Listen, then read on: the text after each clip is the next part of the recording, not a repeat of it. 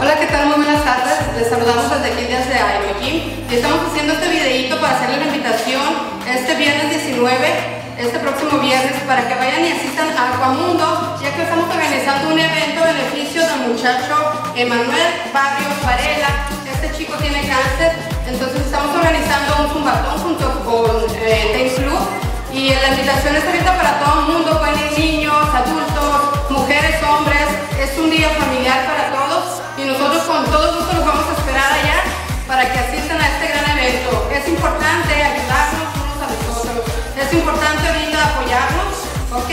Hoy por él, mañana tal vez por nosotros, así que yo les hago la invitación a que asistan el día viernes 19 en Aquamundo desde las 10 de la mañana en adelante, ¿ok?